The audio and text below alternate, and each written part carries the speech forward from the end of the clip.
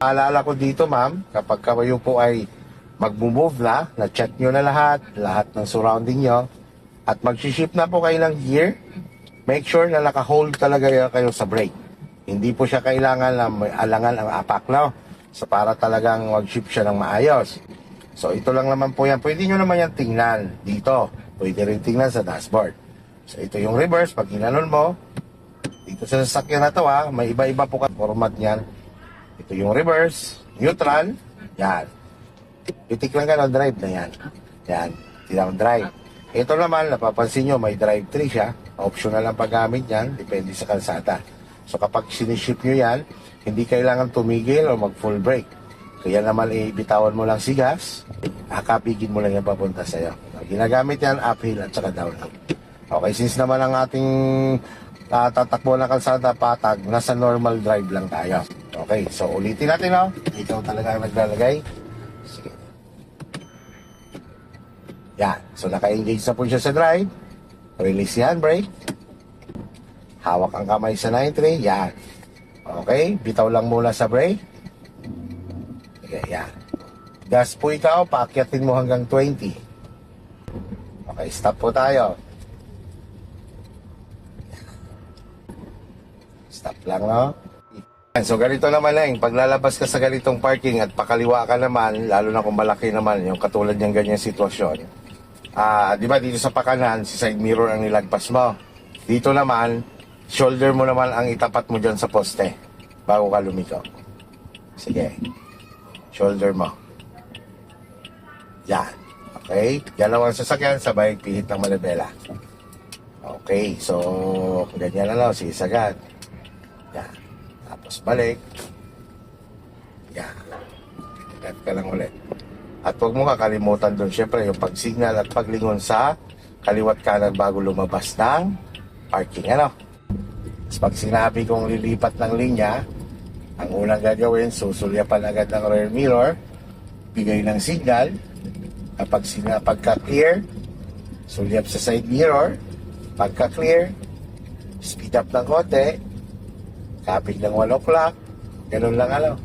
Ang naglilipat po ay speed up, hindi siya slow down. Okay, speed up lang ikaw. Speed up lang ha. Lilipat tayo sa right. Itong linya na to ha.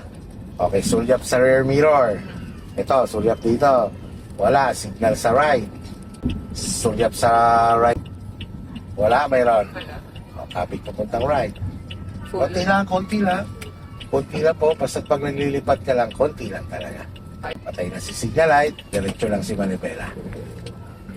Sige, stay on your lane ka lang. Okay, stop na po tayo. Itong mahina ako doon sa pag-check ng shoulder. Pag ganito yan, ma'am. Halimbawa, ganito pa lang. Naka-straight ka pa lang. So, okay lang yun na tumingin ka sa rear mirror at saka sa side mirror. Tingnan mo, pansinin mo. Kita mo pa buong kalsada. Kita mo pa ang buong sitwasyon nasa likod mo. Ang oras na tumagilid ka na dyan, doon mo ngayon gawin yung shoulder check. Kasi nga, hindi na siya kita ng rear mirror mo, hindi na kita ng side mirror mo. Yun na yung lumilingon ka na. Habang kinokontrol mo naman ang galaw ng sasakyan mo habang umiikot ka. Galaw. Kaya katulad yan, tumagilid na. Yan na yung lumilingon ka. Stop. At saka ma'am, masanay ka na hindi lang dito tumitingin. Kailangan tumitingin din dito, lalo na pag-actual. Sige, igulan po tayo. Yan, okay la, clear la. Focus ka naman kung kailan ka babalik ng manobela. 1, antay mo marap. Yung, saka ka ngayon nagagas. So ma'am Dea, ganito, dito naman tayo sa masikip na kalsada. So sa ganitong kalsada, so syempre, hindi natin kailangan magmabilis dito. So ang direksyon lang po natin ay yung dulo, kakanan. So focus lang kayo sa pagpihit ng manibela, tingnan nyo lang yung kalsadang iyong dadaanan. Ang paa mo noon ay nakaabang lang kay brake. Bitaw-bitaw ka lang yan sa brake pagka lumiligo ka doon. Pagka halimbawa na ituwid mo na si sasakyan, pwede ka naman dumampi ng konting gas. Pagtingin mo na kailangan mo kontrolin ulit ang sasakyan dahil makipot ng kalsada, yun ang nakaabang naman na ulit ang paa mo kay brake. And then, syempre, binivisualize mo rin yung spacing mo sa bawat gilid. Okay, sige, tara, move na tayo. Sige, more on focus sa unahan ha. Ang pagtingin dyan sa mga side mirror, rear mirror, madalian lang. Double check. ang una talagang ginagawa ay mag-focus sa unahan. Kasi para makita mo kung ano yung dinadaanan mo. Yan, pagka ganyan, bitaw-bitaw lang yan sa brake. Yan.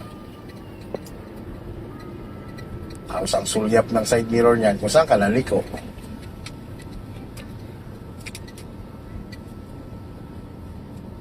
Control, pag binabalik si Manabela. Yan. Pakanan naman po tayo yan. Pa-right niya. Yan ang pa niya, naka-brake na.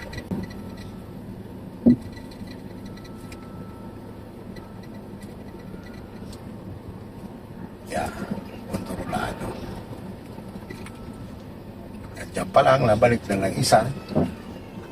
Tayo mong humarap.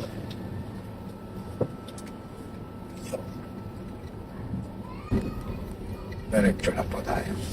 Pag sanay na po siguro, hinaharurot anong tong kanto na ito. Hindi naman dapat, kahit sanay ka na. Basta ganyan ang kalsada at ang lugar. Hindi porket sanay ka na, ay mabilis ka pa rin naliko.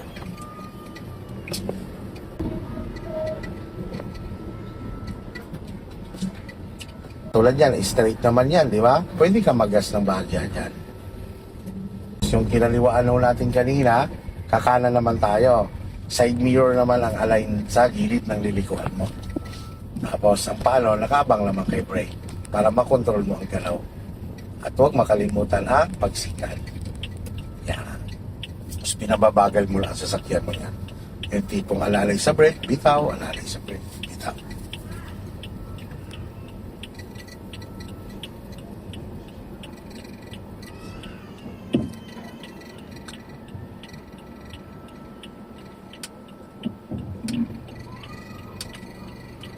Sa kanan naman, more on sagad yan. Yan pa lang, nabalik na isa. Tayo mo humarap bago balik ka pa. Yan, straight na ulit. Pwede ka na dumampi ulit. Bago ka na ulit lumiko, nakaposisyon ulit ang paa mo kay brake. Tapo mo na ha. Diba, ang tanong mo kanina, Kuya Ron, mostly ba, alin ba talaga ang ina-align kapag pakaliwa? It's either shoulder or side mirror. Katulad yan, yung ganyang liguan, makipot, side mirror lang. No, kasi nga, single lane lang yung papatakan mo eh. Kailan ginagamit sa shoulder? Pagka dalawang lane, basta't pag malaki ang lilikuan mo pakaliwa, shoulder. Pagka makipot, side mirror. Sa right naman. More on side mirror talaga dyan. Kasi ma'am, ganito yan. Kapag ka kasi ikaw nagjo-join sa isang kanto, kailangan kasi, syempre, bago ka dumating sa kanto, slow down, signal.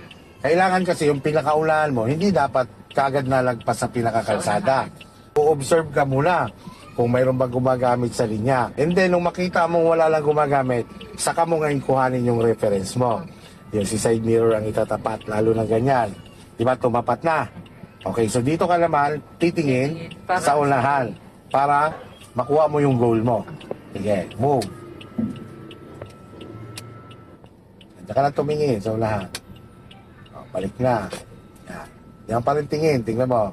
Diyan mo siya marirecognize sa pagtingin sa simula dyan sa ibabaw ng wiper. Yan yung point of view mo eh. Okay, so ganito ma'am no, lalabas po tayo dito. So dito, ganun lang din. Para ka lumiliko din katulad doon. Opo, dito naman si side mirror.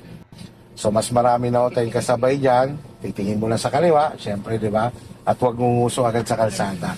Pag clear na, focus na rin ikaw ulit sa point of view mo kung saan ka pupunta. Ano? Sige, tara. Asang paa niya, naka-brake lang. Yan, bitaw-bitaw lang.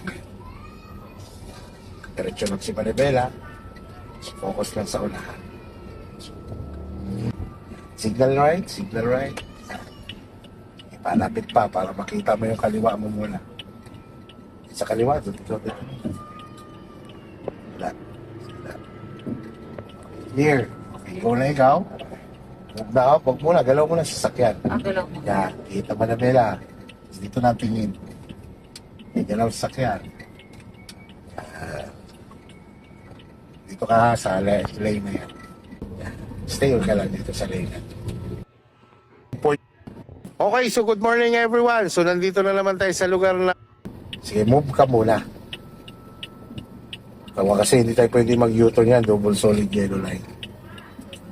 Ikaw, full turn. Sige, kalawa. Sagad lang malabela, sagad. Sige, sagad. Yan. Dito na titingin sa kaliwa, ha? Kaliwa. Yan. Head at shoulder side. One muna. One. Two. Okay, yes. Paano po masasabi na gagamitin yung 2 at 10? Pag naramdaman mo, pag hirap na ang makina mo, di ba, nasa drive ka, apak ka ng apak sa gas, hiram mo, hirap na hirap siya. Yun, gamitan mo na siya ng gano'n. Pero pag tingin mo naman na ginagasan mo siya, kaya niya, eh di, huwag mo na ilipat. Nakadepende rin kasi yan sa sitwasyon ng uphill eh. Nakadepende rin yun sa lakas ng makina mo, sa laki ng makina mo. Paano po masasabi na gagamitin yung 2 at 10? Pag naramdaman mo, pag hirap na ang makina mo, di ba, nasa drive ka, apak ka ng apak sa gas, hiram mo, hirap na hirap siya. Yun, gamitan mo na siya ng gano'n. Pero pag tingin mo naman na ginagasan mo siya, kaya niya, eh di, huwag mo na ilipat. Nakadepende rin kasi yan sa sitwasyon ng uphill eh. Nakadepende rin yun sa lakas ng makina mo, sa laki ng makina mo. Tapos kapag halimbawang nagdadrive ka, galing ka sa ganyang matarik or galing ka sa downhill, pagdating mo sa baba, kailangan tumigil ka muna, ipahinga mo muna sa sasakyan mo kasi para makapahinga yung preno. Pag nag-drive ka naman, lalo na pagka long drive, kailangan mo rin lang mga every 2 hours, ako 2 hours lang, magpapahinga ako. Hindi pwedeng umabot, lumalagpas ka ng 3 hours na dire-diretso nakaupo ka dyan. Yan ang part ng defensive driver. Ngayon, dahil dyan sa intersection, kakanan tayo. So, pwede na tayo lumipat sa right, ano? Signal ikaw sa right. Sulyap, wala. Wala. O, 1 o'clock position, speed up ng konti. 12 o'clock, 11 o'clock, balik sa 12 o'clock. Patay signal light, speed up ng konti. Yan. Sige lang, mamaya tayo mag-signal. Diba, yung rumble strip, ang ibig sabihin yan, mag-slow down ka. Kasi nga, mayroong intersection, may tawiran, mga ganyan. Okay, so pwede ka na sumignal dito. Dito pa lang, signal sa right. Yan, dampi-dampi lang muna sa gas yan hanggang makarating ka dun sa kanto. Yan, dampi, bitaw lang yan, dampi, bitaw. Nauna mong pagmasdan dyan, yung galing dun sa kabilang bypass at saka kaliwa. Yan, bitaw lang sa brake. Yan, sige. Liko na ikaw unti-unti. Liko na. Liko, sige liko. Gas ka ng bahagya. Gas ka ng bahagya. Yan, sige. Gas ng bahagya. Okay, so bawi, hindi lang bawi. po pala, ano? Yan, gas na ikaw ulit. Hindi po pala talaga nga laging full turn. Yes. Ibig sabihin, situational yon. Depende sa nililikuan mo. So kaya ka nandiyan sa gitna para yung mga mabibilis sa'yo, meron silang choice left and right sa pag-overtake sa'yo. So pag nagmamaneho po ako, pwedeng dito po ako kahit hindi po Yes. doon. Kasi- Dito ka lang, pagka ganyan ang kalsada, 3 lanes. Kasi nga ito, minsan may nakaparada. Minsan may bigla na lang natigil. Mas safe ka dito nasa gitna ka, basta huwag kang aalis sa linya mo. So kaya ka nandiyan sa gitna para yung mga mabibilis sa'yo, meron silang choice left and right sa pag-overtake sa'yo. So pag nagmamaneho po ako, pwedeng dito po ako kahit hindi po Yes. doon. Kasi- Dito ka lang, pagka ganyan ang kalsada, 3 lanes. Kasi nga ito, minsan may nakaparada. Minsan may bigla na lang natigil. Mas safe ka dito nasa gitna ka, basta huwag kang aalis sa linya mo. So, signal ikaw sa kanan. Yan. Sige. Kapag ganito, hindi yung diretso ka agad sa kalsada, yung sa kaliwa. Yan, ang pakiramdaman mo muna dyan si kaliwa. Sige, bitaw-bitaw lang si brake. Okay, wala na. Sige, ko na, kanan. Tingin sa kanan. Kanan. Sige, sagad. Yan. Yan pa lang, nabalik na ng isa. Isa muna, kayo mo humarap. Yung, sa kakapagpas na stay on your lane lang. Okay, so ang video ito para lang doon sa mga hindi pa ito alam. Lalo-lalo na doon sa mga magdadriving lesson pa lang sa mga driving school. Kapag pinaupo na kayo ng instructor nyo dito sa driver side, yung pag-a-adjust ng upuan, so dito nyo makikita sa ilalim ng upuan yung pag-a-adjust ng urong sulong. Minsan pag hindi nyo nakikita to dito or wala to dito, dito mo makikita, no? Dito nyo ma-adjust. And then ito, ang purpose nitong handle na to ay para kung gusto nyong itaas ang pinakaupuan nyo, kung gusto nyong ibaba. Ito naman sa sandalan, ano, pag nag-adjust kayo ng yung layo ng kamay nyo sa manibela. Ito naman, layo ng paa nyo sa mga pedals. So ito naman, bukasan ng likod kapag kotse ang inyong idadrive. Ito naman sa gas tank. Ito naman sa hood, no? Ito naman, adjustan ng side mirror. So iba-iba rin yan, no? Mayroon dito, mayroon naman dito nakalagay yung joystick. Minsan mayroon namang ibang kotse na dito ina-adjust yung taas-baba, yung bilog. May pinipihit lang, no? Ito naman, makikita nyo dito sa ilalim ng manibela, ang pag-a-adjust naman ng manibela. Yan, ganyan, no? Para gusto nyo itaas, baba ang inyong manibela. Yan. So dito lang sa ilalim nakikita, minsan nandito. Isa sa reminder ko pala, o paalala ko pala sa'yo, lalo-lalo na sa actual, Apo. hindi po pwedeng yung nandun ka na sa kanto, saka ka lang nagsisignal. No, kailangan 30 meters, pagka maraming kasabay, 100 meters. Isa sa reminder ko pala, o paalala ko pala sa Ma'am Peb, ganito, multitasking natin siya ha. Basta ang sasabihin ko lang, kaliwat kanan ha. Apo. Sige, sige tara. Dulo kanan.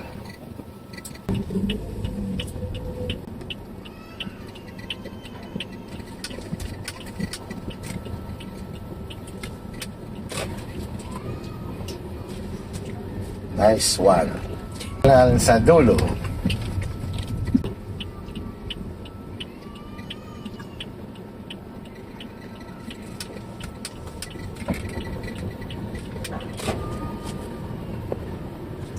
Nice two.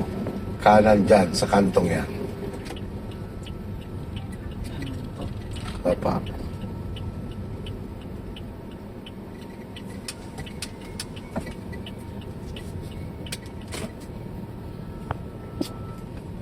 Nice three. Go. Yes na ikaw.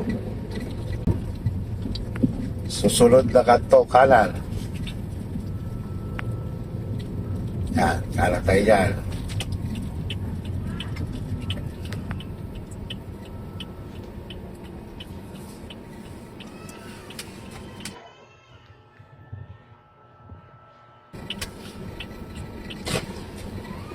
Okay. Next corner, left. Oh, yan ang sabi ko. Madali na sa'yo yung left, ha? Sabi ko yung kanina. Baka po nakalimutan ko. May back.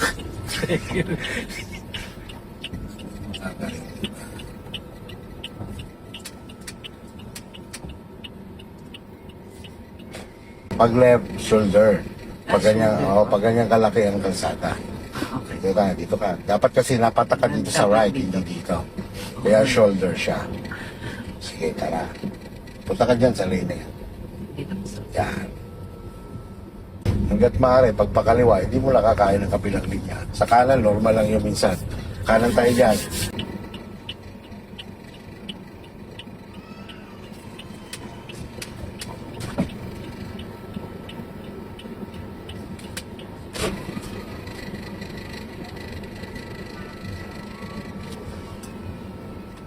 Left. Shoulder, shoulder. Yan, liko. Galaw, liko.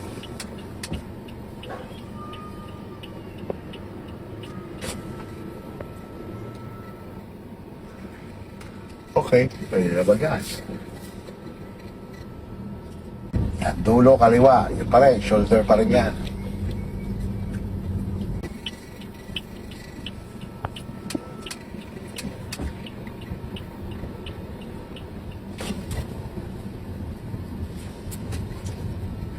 Next corner, kaliwa.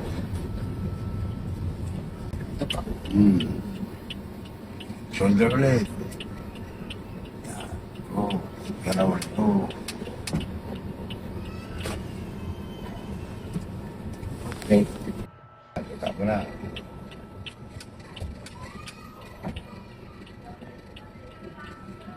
Yan, pagbalik mo ng isa. Patong mo ang paa sa gas. Sige, gas ikaw ng konti habang bumabot. Kumbaga, pag nagagas ka na, dapat binabalik mo lang ang manibela mo no, ng pangalawa. Pwede ka mag-gas sa ganitong sitwasyon kasi nga medyo pahon. Nagdadampi ka ng kaunting gas, pero bumabalik ka na kasi di ba humarap na yung sasakyan mo. Dapat, wag mo hayaan na, isa lang ang naibalik mo. Diba, nung nakatagilid ka pa lang ganon, nag-aalalay ka pa lang nun sa brake, bumalik ka ng isang manibela. Ngayon, pwede mong ipatong ang paa mo sa gas noon, dahil nga paahon yung nililikuan, dadampihan mo lang konting gas, sasabayan mo lang balik ang manibela mo. So ito naman yung sitwasyon, katulad ditong ganitong sitwasyon na malilito ka sa pagliko. Tingnan mo, humarap ka dito sa papuntang gutter. Ganito ang gagawin mo dyan. Ikutan mo lang isang ikot ang manubela, isang ikot o di kaya kahit isagad mo, pakaliwa. Sige, ganyan, dry steering. Galaw mo ngayon sa sasakyan mo, kunti lang. O di ba lalayo na siya sa gutter? Yun. Antayin mo na lang na humarap. Yan, ibalik mo na sa diretsong manubela mo. O diretso lang. Pwede ka na mag-gas.